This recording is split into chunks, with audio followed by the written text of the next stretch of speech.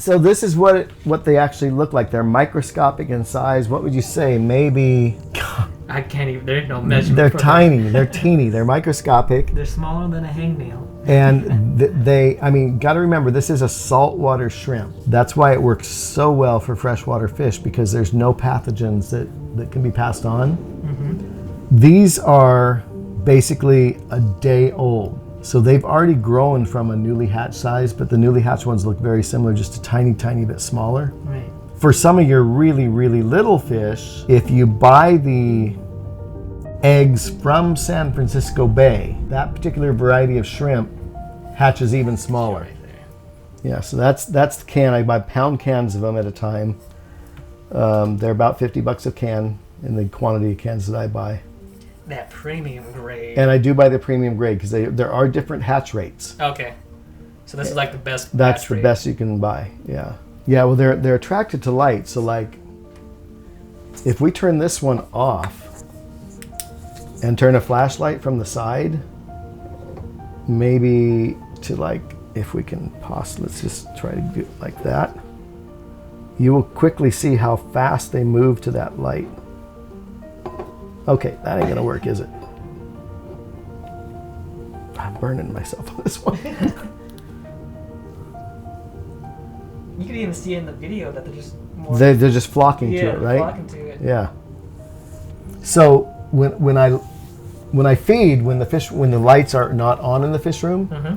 the brine shrimp will be attracted to the front of the tanks, which brings all the babies to the front. Yeah. And they know they can pick them right from the glass. Awesome.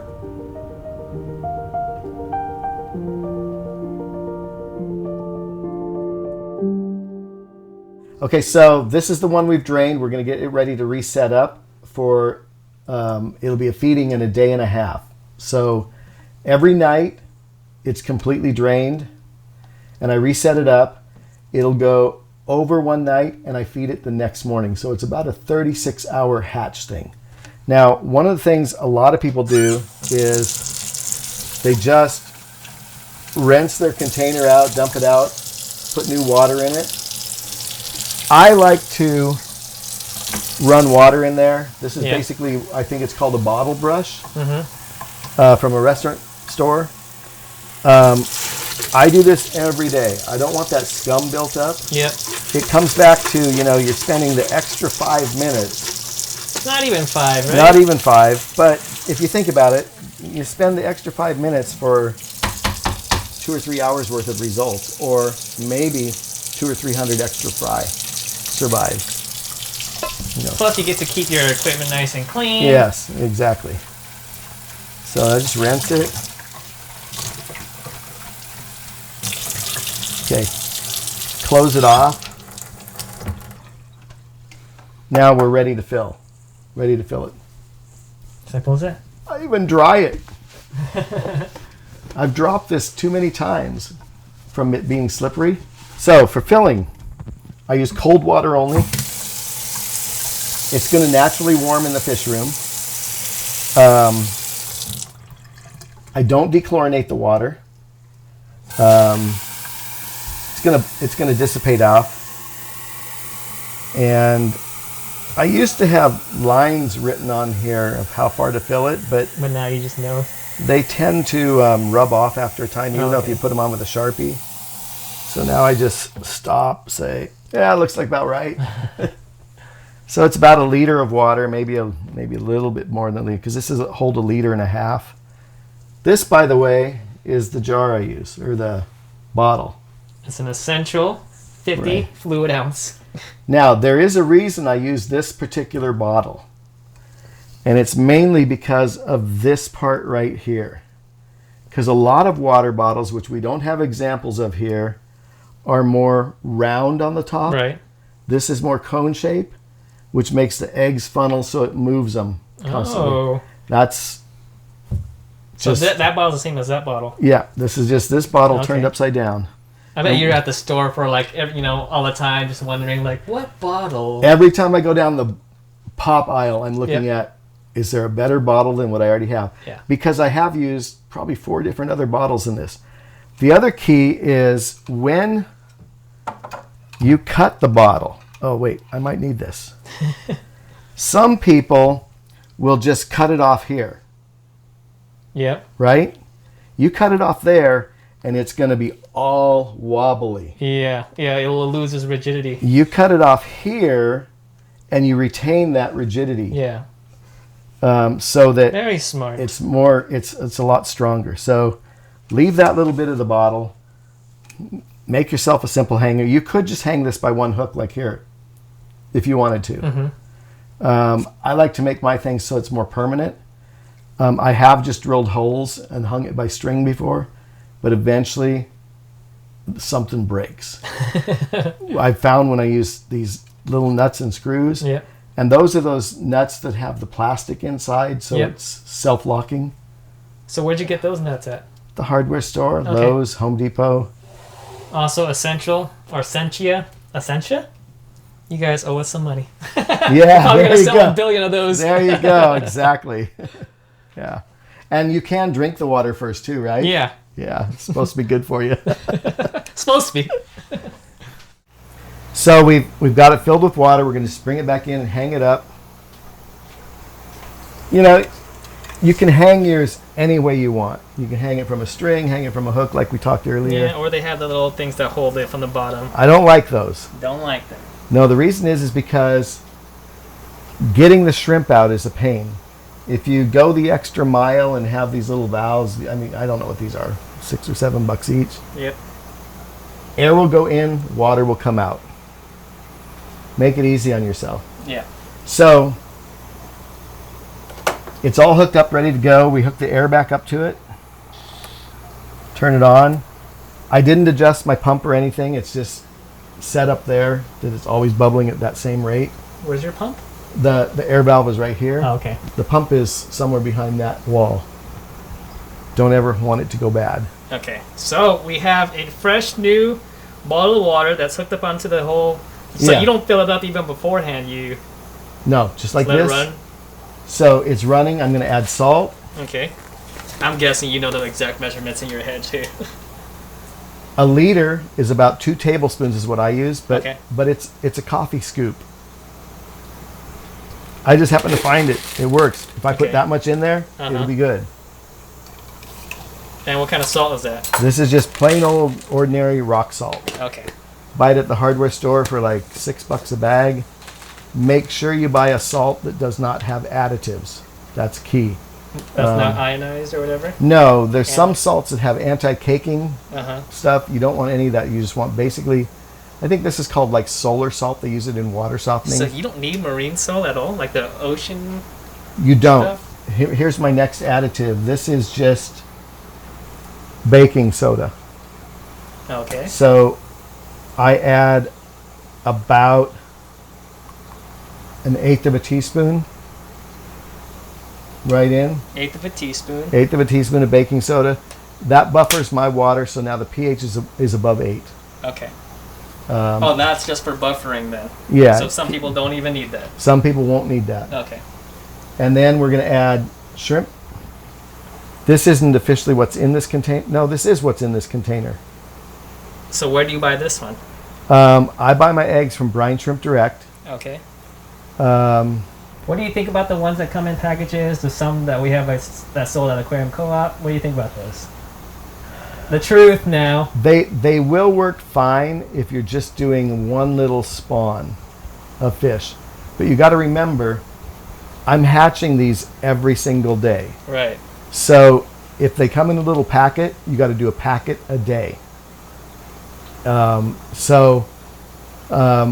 you're doing a whole fish room, you got to have shell. You got to have eggs, I should say, because you wouldn't have enough for the packets. I actually buy these in a can,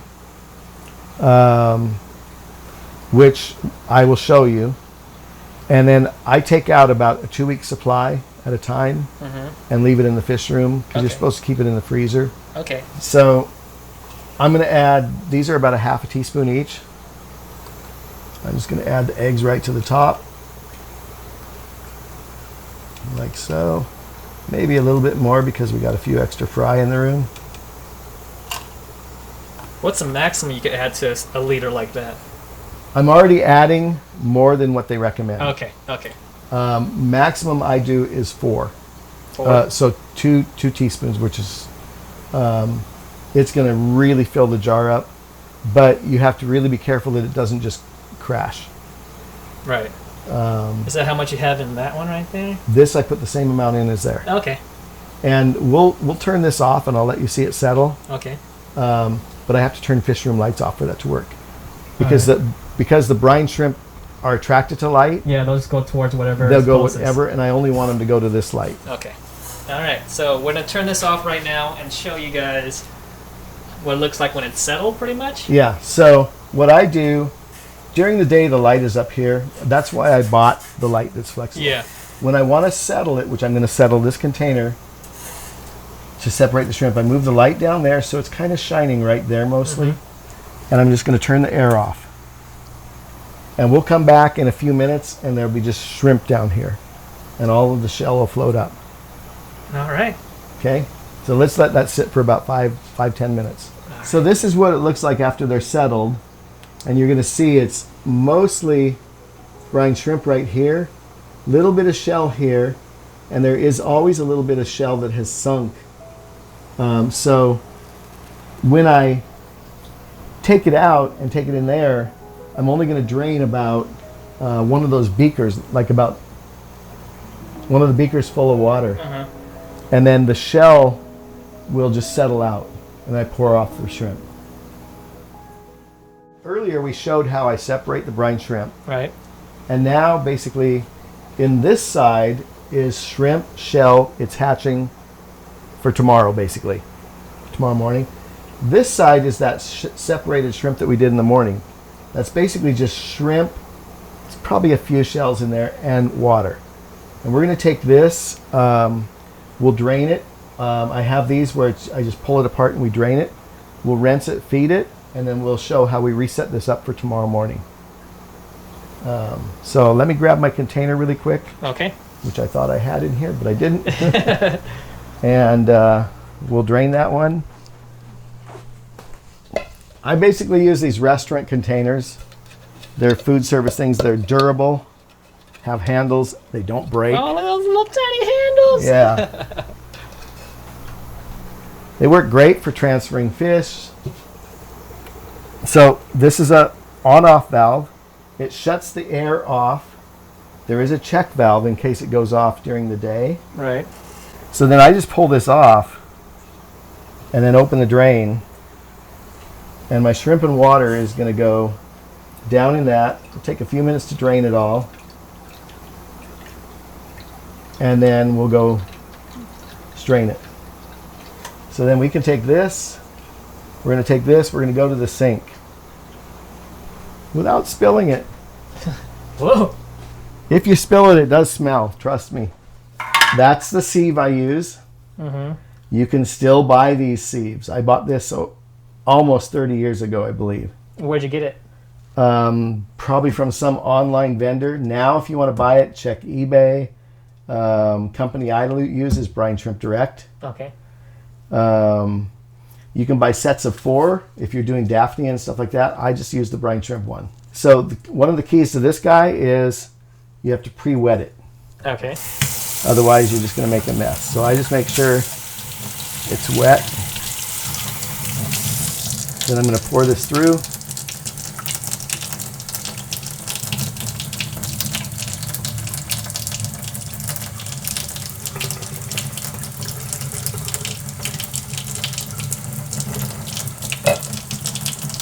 I usually tap it.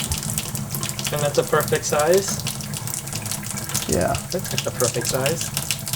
Because nothing's going through. I mean, like... Just the water's going water. through. No brine shrimp. No, it'll trap the shells too. So let's get this off so you can hear a little bit better. Can you actually see those moving? Wow. That does look pretty cool. There's a lot of them, right? Yep. So some people at this point will not rinse them. I always rinse them. Why don't they rinse them, and why? And, you know, they say, well, the salt doesn't hurt for the tanks. I agree with that. But So I rinse them. I pour them in my little beaker that I'm going to feed from.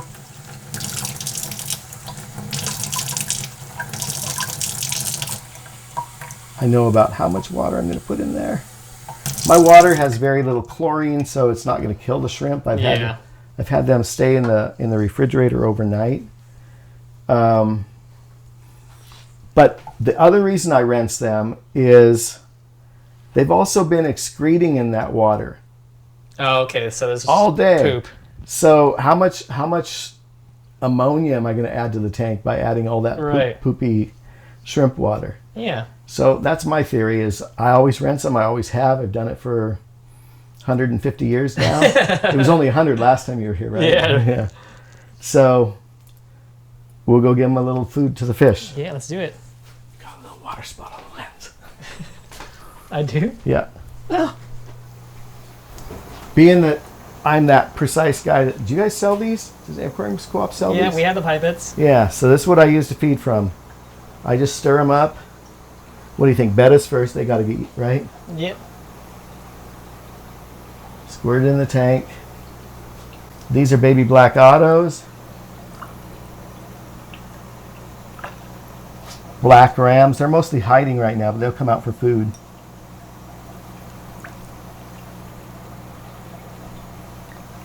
Gold black rams.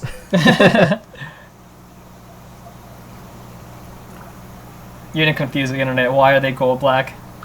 In less than 30 seconds, explain Why that. are they gold black? Because the black rams that we've had pictures of before, you're not going to get very good shots today in there, but the babies come out gold and black. Yeah, they don't breed true. They're not breeding true right now. Yeah, in fact. These are from the first couple I have, these two gold ones here. Right here and right here. Those are from the black rams. There's no other gold rams in my fish room. Yep. So that's it. Let's start feeding some endlers or guppies. Well, these are supposed to be award-winning guppies. I'm not 100% sure. But they like it. The rams will eat it, but they're not getting it today because I have so many fry over there that are hungry. Okay, so these are wild rams too, right? These are wild rams. They love it. I mean, these guys will all come out. One of my theories, I'll give them a little bit just for the sake of being nice. One of my theories with giving apistos and adult apistos, adult rams, some baby brine shrimp is, then they know that there's food available for fry. Yes. And I tell that to a lot of people these days. That's what Dean said. That's my whole theory, you know. Whether it's true or not, I don't know, but it works for me. Yeah.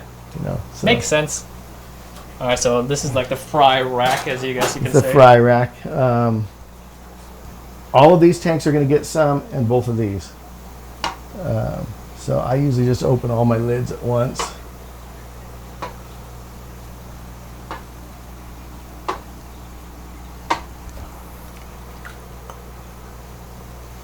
One there. There's only 3 fry in there. What's in here?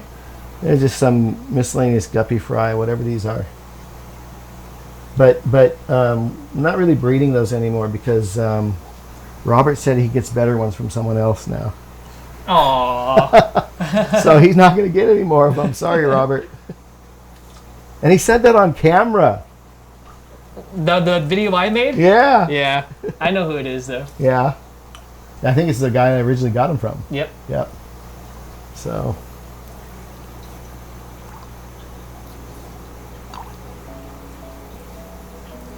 And I'm getting down to the bottom, so I usually just pour it.